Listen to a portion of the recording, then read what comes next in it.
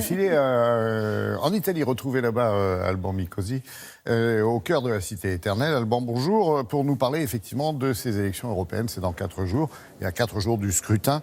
Eh bien, on s'aperçoit qu'elle constitue une sorte de référendum pour ou contre la politique de Matteo Salvini, politique notamment vis-à-vis des migrants, avec pas mal de passions qui se déchaînent, et avec une opposition. On retrouve le pape François, c'est ça, Alban ?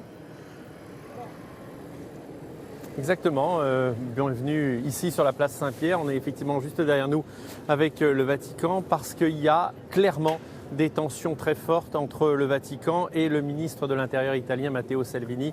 On peut dire même aujourd'hui qu'une guerre ouverte existe très clairement dans les meetings de Matteo Salvini. Il prend très souvent fait et cause et position contre les dires du pape, et dans le sens inverse, le pape continue à marteler la dimension d'accueil des migrants, et ça agace beaucoup Matteo Salvini. Alors je vous propose qu'on regarde tout de suite ce reportage fait avec Florence Crimon, où je vous explique pourquoi ce décret sécurité, les nouvelles mesures qui visent à durcir encore l'accueil des migrants, crispent les positions.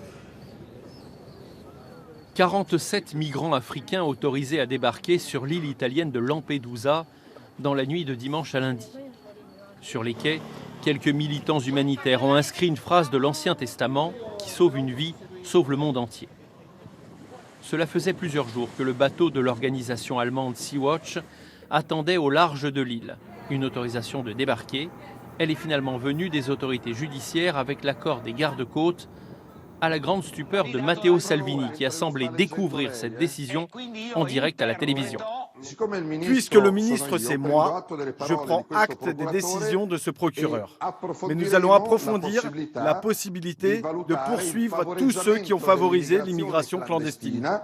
Le ministre de l'Intérieur italien a présenté hier un projet pour faire payer les associations humanitaires une amende entre 3 500 et 5 000 euros par migrant débarqué en Italie. Une politique qui provoque la colère des humanitaires et de plus en plus clairement celle du Vatican. Le pape ne rate plus une occasion d'affirmer son opposition à cette politique.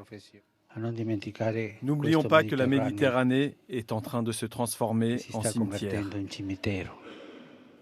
L'électorat catholique qui est au cœur de cette fin de campagne en Italie. Samedi à Milan, Matteo Salvini a cité 6 personnes historiques de l'Église, un chapelet blanc à la main. Le lendemain, le bras droit du pape lui a demandé de ne pas instrumentaliser la religion. Les relations sont actuellement très tendues entre le Vatican et le ministre de l'Intérieur italien.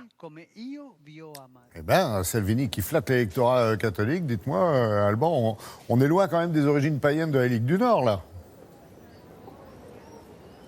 Absolument, on va dire que dans les fondateurs de la Ligue du Nord, notamment M. Bossi, on s'étrangle parce que vous savez, la Ligue du Nord, au départ, c'est un mouvement païen qui refuse ce qu'ils appellent la secte catholique, et actuellement, eh bien, Matteo Salvini cherche lui au contraire à flatter un électorat catholique plutôt traditionnaliste qui pourrait voter pour lui. Alors vous avez vu, il fait des signes religieux à l'intérieur de ses meetings, il en appelle à la bénédiction de la Vierge Marie. Je peux vous dire qu'ici, ça agace énormément les responsables du Vatican qui veulent que la religion reste dans la sphère de la religion et que la politique soit dans la sphère de la politique. C'est d'ailleurs un petit peu à front renversé ce qu'on voit, la situation qu'on voit dans d'autres pays. Ici, en Italie, c'est le Vatican qui appelle à la laïcité, ce qui est quand même assez surprenant.